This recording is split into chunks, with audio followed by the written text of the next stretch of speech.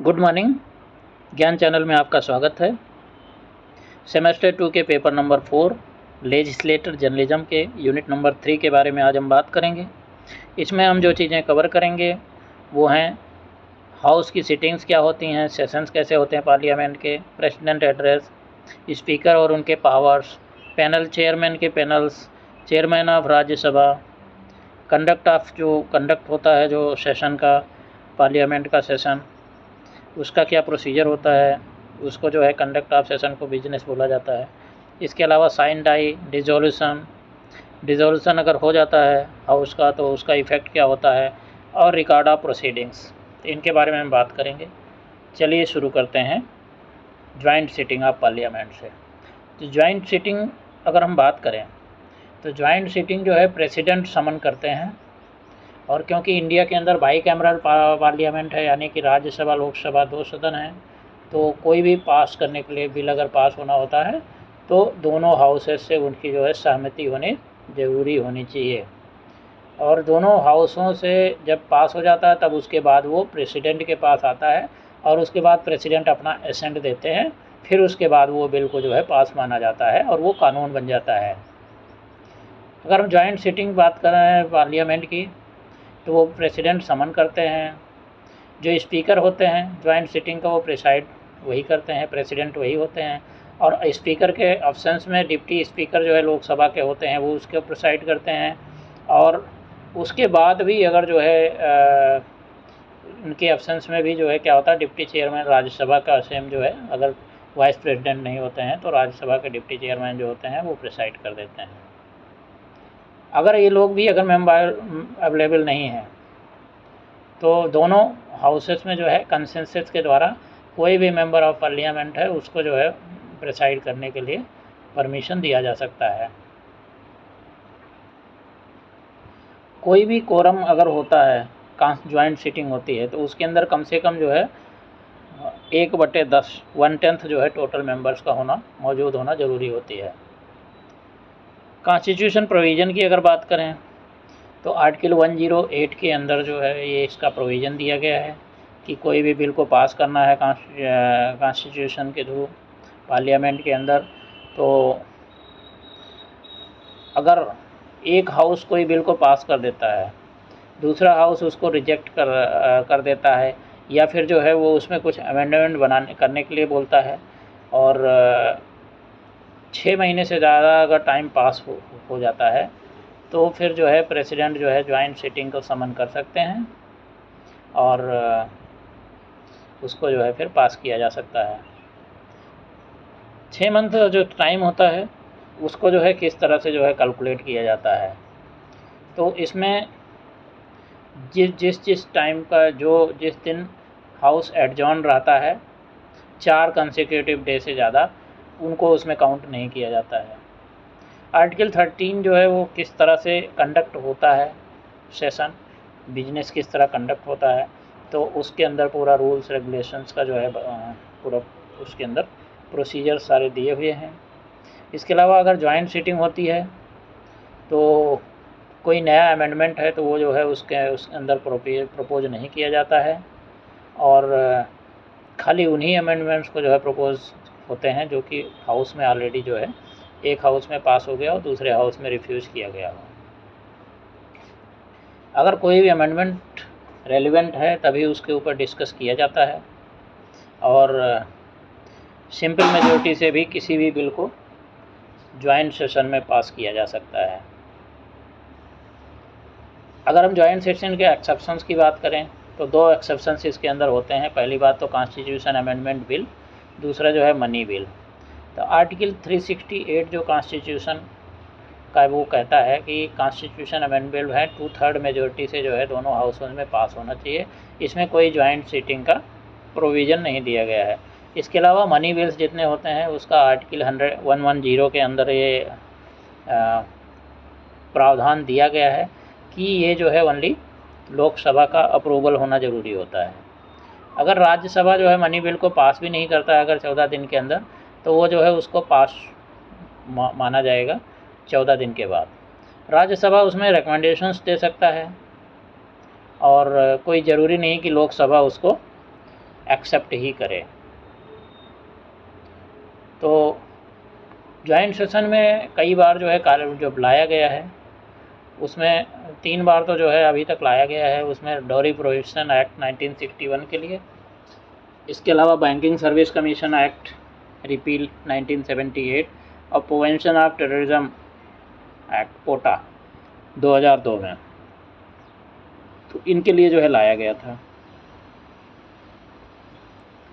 इसके अलावा अगर हम बात करें पार्लियामेंट सेशंस के, तो सेशन पार्लियामेंट जो है ऐसा पीरियड होता है जिसमें हाउस जो है हर दिन बैठता है और कोई भी जो भी बिल्स वगैरह पास होने होते हैं उसके ऊपर डिस्कशन होता है, चर्चा होती है और उसको बिल को पास किया जाता है। और 3 सेशन जनरली जो है साल भर में होते हैं, एक बजट सेशन फरवरी टू मई, मानसून सेशन जुलाई टू सितंबर और विंटर सेशन नवंबर टू दिसंबर। तो अगर हम बजट सेशन की बात करें तो बजट सेशन जो फरवरी से मई के बीच में जनरली होता है और हाईली क्रूशियल जो है ये सेशन होता है, क्योंकि इसके अंदर पूरे साल का जो है जितने खर्चे हैं और उसके बाद आगे का जो प्रोविजन किया है वो फाइनेंस मिनिस्टर जो है वो पूरा अपना बजट लाते हैं। और हर एक जो है सेशन जो स्टार्ट होता है वो प्रेसिडेंट एड्रेस के साथ ही स्टार्ट होता है। इसके अलावा अगर मानसून सेशन की हम बात करें तो जुलाई टू सितंबर इसमें होता है और ये लगभग जो है बजट सेशन के 2 महीने के गैप के बाद होता है।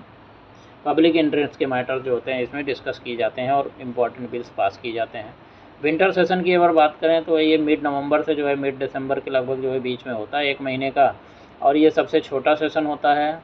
और जो भी मैटर कंसिडरेशन में रहते हैं उनको सबको जो है पास किया जाता है। अगर हम जॉइंट सेशन की बात करें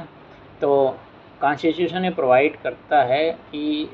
दोनों हाउसों का जॉइंट सेशन जो है किया जा सकता है। कोई भी डेडलॉक अगर दोनों के बीच में कोई भी बिल वगैरह पास करने या किसी में अगर सहमति नहीं बन पा रही है दोनों हाउसेज में, तब जॉइंट सिटिंग की जा सकती है और ये जो है प्रेसिडेंट इसको जो है जॉइंट सिटिंग को बुला सकते हैं और ये जो है स्पीकर के द्वारा प्रिसाइड किया जा सकता है और अगर स्पीकर एब्सेंट हैं तो deputy speaker. Joint parliament session के बारे में पूरे डिटेल में आर्टिकल 108 के अंदर बताया गया है। अब इसके रीजंस क्या होते हैं, कब कब जो है ये बुलाया जाता है, तो सबसे बड़ी बात तो ये होती है कि एक हाउस में पास हुआ, दूसरे हाउस में कोई बिल रिजेक्ट कर दिया गया, हाउसेज जो है डिसएग्री करते हैं, कोई अमेंडमेंट्स जो है किसी बिल में अगर लाया गया उसमें, और 6 महीने का टाइम अगर लैप्स हो गया है, लोकसभा से पास हुआ और राज्यसभा में जो है पड़े लैप्स हो गया, तो उसके बाद फिर ज्वाइंट सेशन बुलाया जा सकता है। तो इस तरह से होता है। ज्वाइंट सिटिंग के एक्सेप्शंस यही हैं, money bills, constitution amendment bill इसके अंदर नहीं लाया जाता है। अभी हम बात करें प्रेसिडेंट एड्रेस की, तो कॉन्स्टिट्यूशन प्रेसिडेंट को पावर देता है कि या तो किसी हाउस को या फिर दोनों हाउस को ज्वाइंटली जो है प्रेसिडेंट एड्रेस कर सकते हैं। आर्टिकल 87 ये प्रोवाइड करता है कि प्रेसिडेंट जो है किस किस ड्यूरेशन में कब कब जो है एड्रेस करेंगे। प्रेसिडेंट एड्रेस का जो है लगभग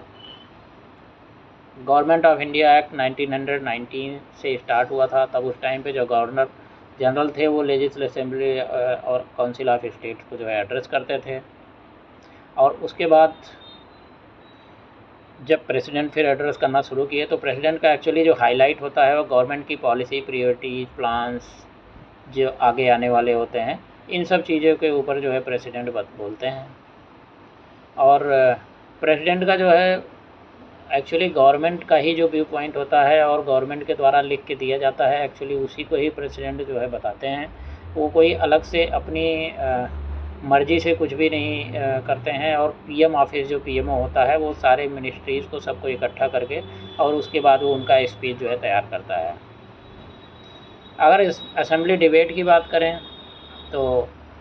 ज़्यादा डिबेट्स वगैरह जो है प्रेसिडेंट के एड्रेस में नहीं होता है, जनरल थोड़ा बहुत जो है डिस्कशन होता है। अभी तक अगर नोटेबल एड्रेसेस की बात करें तो प्रेसिडेंट ज्ञानी जैल सिंह ने जो है 1985 में ये अनाउंस किया था कि प्राइम मिनिस्टर राजीव गांधी की गवर्नमेंट नया नेशनल एजुकेशन पॉलिसी और एंटी डिफेक्शन लॉ लाने की कोशिश की थी। इसके अलावा 1996 में प्रधानमंत्री वाजपेयी के 13 दिन का जो गवर्नमेंट जो है जब बनी थी, तो उसके अंदर स्टेटहुड जो है उत्तरांचल और विंध्याचल झारखंड को जो है देने का जो बात हुआ था। इसके अलावा 33% रिजर्वेशन वुमेन का लेजिस्लेचर में, इसके ऊपर जो है उन्होंने जो इंटेंशन दिया था, तो ये एड्रेस में आया था। इसके अलावा सुनामी जब 2004 में हुआ था, तो प्राइम मिनिस्टर मनमोहन सिंह की गवर्नमेंट ने प्रेसिडेंट एड्रेस को इस्तेमाल करने के लिए national law for disaster management जो है इसको क्रिएट करने के बारे में जो है उनसे कहलवाया था। तो इस तरह से ये जो है इनको इस्तेमाल किया जाता है, जितनी भी रूलिंग पार्टीज होती हैं उनके द्वारा। प्रोसीजर और ट्रेडिशन की बात करें तो प्रेसिडेंट एड्रेस का जो है दोनों हाउसेज में पहले प्रेसिडेंट को जो है मोशन मूव किया जाता है उनको थैंक करने के लिए। उसके बाद गवर्नेंस की, कंट्री की गवर्नेंस के ऊपर डिबेट्स वगैरह भी होते हैं, तो पीएम उसमें रिप्लाई भी करते हैं। इसमें अपोजिशन का काफ़ी रोल होता है, क्योंकि अपोजिशन को डिबेट डिस्कशन में पार्टिकुलर अगर अच्छी तरह से पार्टिसिपेट करेंगे तो फिर जो है नई चीज़ें और अच्छी चीज़ें निकल के सामने आए हैं। तो अगर हम बात करें प्रेसिडेंशियल एड्रेस पार्लियामेंट में जो है, इसमें जो सेकंड आर्टिकल है उसके अंदर इसके बारे में दिया गया है। और स्पीच जनरली जो है, जो गवर्नमेंट की जो पॉलिसीज़ होती हैं सब उन्हीं के बारे में ही होता है। अब हम बात करेंगे स्पीकर, उनका रोल और उनकी रिस्पॉन्सिबिलिटीज़ क्या हैं। तो अगर हम बात करें लोकसभा के स्पीकर की, तो लोकसभा का स्पीकर,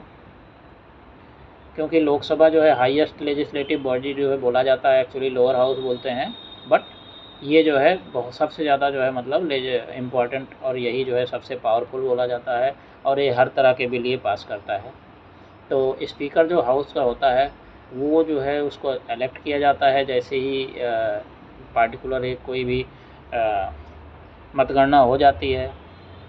पार्टी जो है रूलिंग की आ जाती है, उसके पहले जो है सबसे पहले क्या करते हैं, स्पीकर को सेलेक्ट किया जाता है। स्पीकर जो है वो कॉन्स्टिट्यूशनल ऑफिस की तरह काम करता है, और कॉन्स्टिट्यूशनल प्रोविजंस जितने भी हैं और किस तरह से सेशंस को कंडक्ट करना है उसी के बारे में, और वो उसी के हिसाब से ही जो है बिल्कुल काम करता है। सेक्रेटरी जनरल जो है लोकसभा के जो होते हैं, और सीनियर अफसर सेक्रेटरीट के होते हैं, वो सब जो है स्पीकर को मदद करते हैं उनके काम में। और जब कभी भी स्पीकर एब्सेंस होते हैं तो डिप्टी स्पीकर उनका काम संभालते हैं। अगर हम स्पीकर के इलेक्शन की बात करें तो कोई स्पेसिफिक क्वालिफ़िकेशंस तो प्रिस्क्राइब नहीं किया गया है, लेकिन वो एक मेंबर होना चाहिए हाउस का, और दूसरी बात जो है एक सीनियर आदमी होना चाहिए,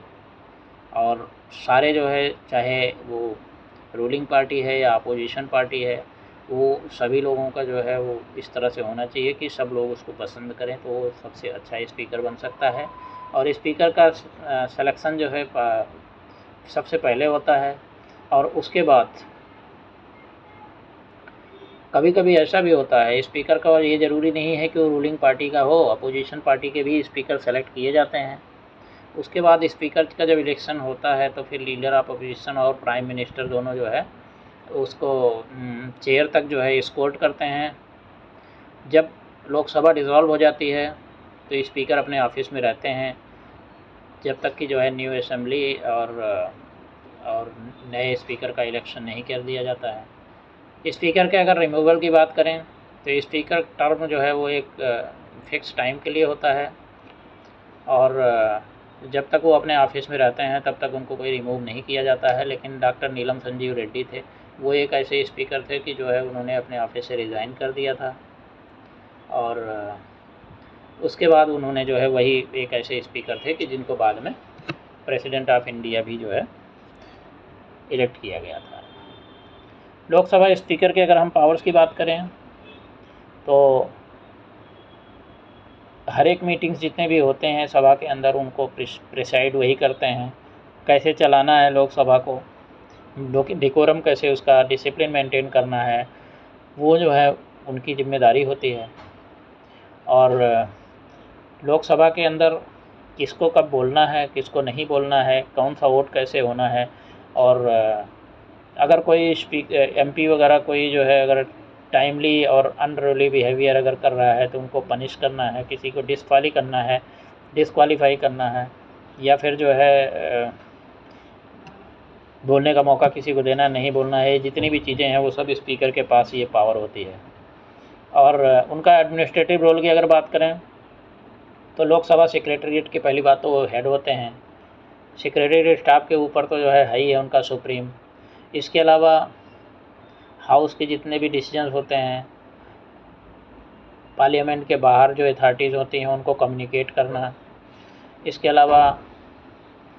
प्रोसीडिंग जो है किस तरह से जो है पब्लिश की जाएंगी, इनके बारे में ये सारा का सारा जो है डिसीजन स्पीकर का ही होता है। अगर हम बात करें और बाकी रोल्स की, तो हाउस के अंदर जितना भी जो एक मोशन ऑफ थैंक्स और जो चीज़ें आती हैं, कोई भी अमेंडमेंट बिल्स आते हैं, तो वो सारी सब चीज़ें जो है मतलब ये सारा जो है स्पीकर के थ्रू ही जो है वो सारी चीज़ें होती हैं। और अगर इंटर पार्लियामेंट्री रिलेशंस की बात करें तो स्पीकर जो होता है एक ऑफिशियो प्रेसिडेंट होता है इंडियन पार्लियामेंट्री ग्रुप का, जो कि 1949 में सेकंड आया था। और उसके काफ़ी रोल्स होते हैं उसके अंदर। इसके अलावा panel of chairpersons of Lok Sabha की अगर हम बात करें तो लोकसभा का जो रूल कहता है वो एक स्पीकर जो है जो मेंबर्स होते हैं एक पैनल का जो है फॉर्म करता है, और वो जो है कम से ज़्यादा 10% से ज़्यादा नहीं होना चाहिए। हाउस जो है उसके एब्सेंस में कोई भी उसमें प्रेसाइड कर सकता है। पैनल ऑफ चेयरपर्सन्स अगर प्रेजेंट नहीं है तो फिर हाउस डिसाइड करेगा कि कौन उस टाइम पे स्पीकर की ड्यूटी करेगा। तो इस तरह से जो है उनके जो है और भी बहुत सारी चीज़ें जो है होती हैं। अभी हम बात करेंगे चेयरमैन ऑफ हाउस। तो एज प्रेसाइडिंग अफसर ऑफ द हाउस, तो वाइस प्रेसिडेंट जो होते हैं राज्यसभा में, आपको पता है कि वही जो है चेयरमैन होते हैं,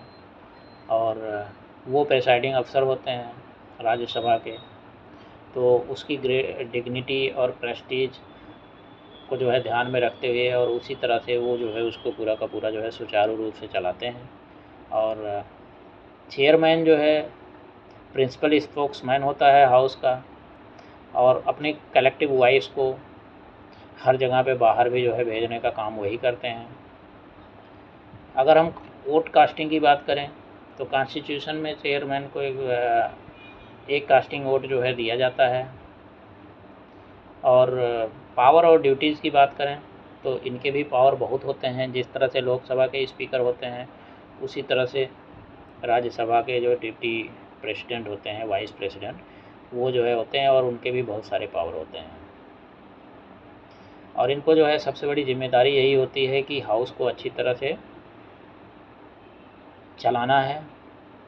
law and order, maintenance of order जो है हाउस में मेंटेन करना है, किसको कब बोलना है, किसको कैसे बोलना है, वो सारा सब चीज़ें उन्होंने डिसाइड करना है।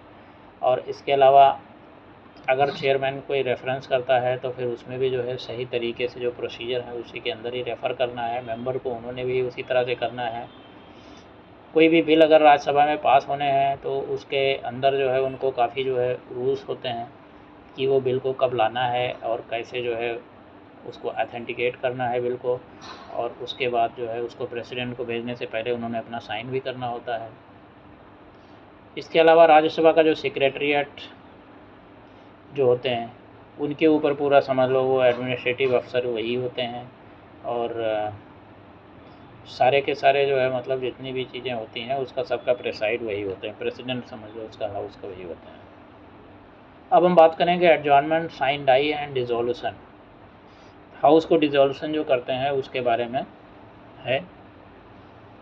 अगर एडजॉर्नमेंट, साइन डाई, ये जो है साइन डाई मतलब विदाउट डे, इसका मतलब होता है without assigning a day for a further meeting और हियरिंग। आगे की कौन से डे में होगा उसको जो है अगर बिना उसके अगर जो है उसको बिना डिसाइड किए, बिना असाइन किए हुए हाउस को एडजॉर्न कर दिया जाता, तो एडजॉर्नमेंट साइन डाई बोला जाता है। और इसका मतलब ये होता है कि इनडेफिनिट पीरियड के लिए ये एडजॉर्न किया गया है। और अगर हम एडजॉर्न साइन डाई के डेफिनेशन की बात करें तो एडजॉर्न साइन डाई का मीनिंग ये होता है कि dismissing a sitting of parliament for an unspecified period. Application जो है साइन डाई का कैसे आता है, कोई कोर्ट भी जो है किसी मैटर को साइन डाई इस तरह से एडजॉर्न कर सकती है। वो इसलिए दिया जाता है जब कोई रॉन्ग प्रोसीजर फॉलो हो रहा हो, प्रोसीडिंग जो है फॉरसीबल फ्यूचर को देखते हुए जो है अगर पॉसिबल नहीं है तो उस टाइम पे किया जाता है। अगर हम एफयूक्यू की बात करेंगे तो what does sine die represent for a legislative body, तो लेजिस्लेटिव पॉइंट ऑफ व्यू से अगर बात करें तो इसका मतलब होता है end of session without day. इसके अलावा what does failed sine die mean, fail sine die mean मतलब जो है अगर जो है कोई भी बिल जो है अगर वीटो हो गए, स्टेट इनेक्टेड फेल हो गए जो है लेजिस्लेटर जो है एडजॉर्न होने के टाइम पे, तो उसमें साइन डाई फेल्ड उसको कहा जाता है। What does adjournment sine die mean in the parliament, parliament के अंदर इसका क्या मतलब होता है, अगर हाउस को एडजॉर्न किया जाए बिना जो है फिक्स किए हुए डेट की कब मिलेंगे मेंबर्स, तो उसको जो है एडजॉर्न साइन डाई मिलते हैं। इसका मतलब होता है कि सिटिंग को जो है पोस्टपोन कर दिया गया है indefinitely. How is adjournment different from adjournment sine die, sitting parliament का अगर टर्मिनेट किया जाता है अगले दिन के लिए तो उसको जो है एडजॉर्नमेंट बोला जाता है, और अगर जो है इंडेफिनिट पीरियड के लिए हो जाता है तो एडजॉर्नमेंट साइन। अभी हम बात करेंगे impact of dissolution of Lok Sabha. Lok Sabha के डिजोल्यूशन का क्या जो है इम्पैक्ट होगा और इसमें लेजिस्लेटिव और अदर बिजनेस में क्या फ़र्क पड़ेगा। तो इसमें सबसे बड़ी बात यह है कि जब डिज़ोल्व हो जाता है लोकसभा तो उसके बाद फिर जो है वो दोबारा से असेंबल नहीं होती है जब तक कि जनरल इलेक्शंस ना हो जाएं। तो इसमें जो है अंडर सेक्शन 14 जो है रिप्रेजेंटेशन ऑफ पीपल एक्ट 1951 में बोला गया है कि जनरल इलेक्शन जो है लोकसभा जो है 6 महीने एडवांस में कराए जा सकते हैं, और आर्टिकल 83 कॉन्स्टिट्यूशन का जो है उसमें टर्म्स पूरा बताती है कि कैसे कैसे कब कब जो है होगा। अगर हम आर्टिकल 85 की बात करें तो इसमें प्रेसिडेंट समन करेंगे हर एक हाउस पार्लियामेंट का कि उसमें जो है डिसाइड करने के लिए इलेक्शन के बारे में, और इसके अलावा प्रेसिडेंट कभी भी किसी भी हाउस को जो है डिसॉल्व करने की उनके पास जो है पावर होती है। कॉन्स्टिट्यूएंट असेंबली डिबेट जो है डिसॉल्यूशन ऑफ लोकसभा के बारे में, तो पहली बात तो प्रेसिडेंट को पावर होता है डिसॉल्व करने का, और इसमें डॉक्टर BR अम्बेडकर ने जो है प्रपोज किया था फुल फेथ डिस्क्रिशनरी पावर्स के बारे में। तो इसमें जो है कि प्रेसिडेंट को बहुत ज़्यादा इसमें पावर दे दिया गया था, इसके ऊपर उन्होंने बोला भी था, लेकिन फाइनली जब कॉन्स्टिट्यूशन बना तो उसके अंदर इसके ऊपर ज़्यादा कोई ध्यान नहीं दिया गया और उनको पूरे पावर्स दिए गए। तो जो अगर हम बात करें लेजिस्लेटिव प्रोसीजर्स की तो उसमें जो है प्रॉपर जो है प्रोसीजर फॉलो किया जाता है एडजॉर्नमेंट करने से पहले, और स्टेप बाय स्टेप जो प्रोसीजर्स जो कॉन्स्टिट्यूशन में दिए गए हैं उसके हिसाब से काम किया जाता है। इसके अलावा लैप्सिंग ऑफ बिल्स की अगर हम बात करें तो बिल पास अगर किसी एक हाउस से जो है हो गया और दूसरे हाउस में नहीं पास हो पाया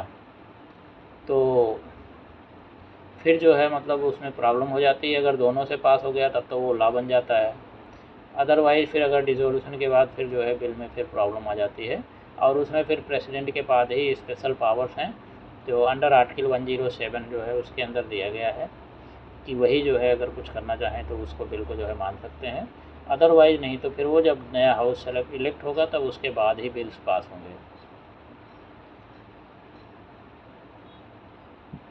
इसके अलावा अगर हम बात करें लोकसभा के डिसोल्यूशन के फंक्शनिंग जो कमेटीज़ होती हैं उनकी फंक्शनिंग के ऊपर क्या इफ़ेक्ट होगा,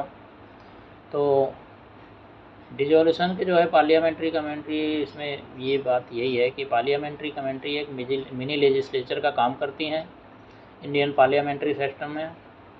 और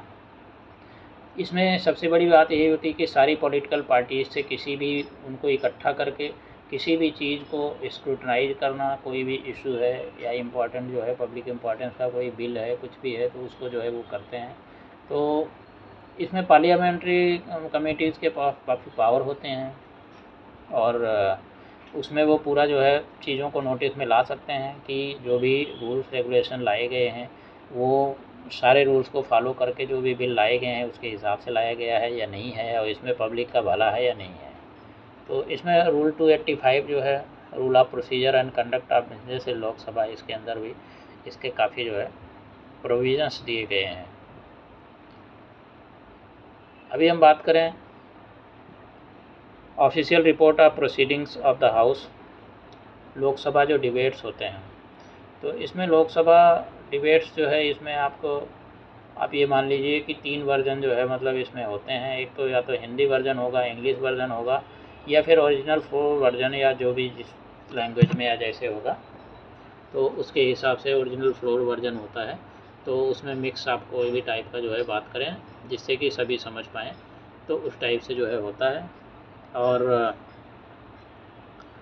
एसोसिएशन ऑफ मेंबर्स की अगर बात करें तो क्योंकि शॉर्टेज ऑफ टाइम होता है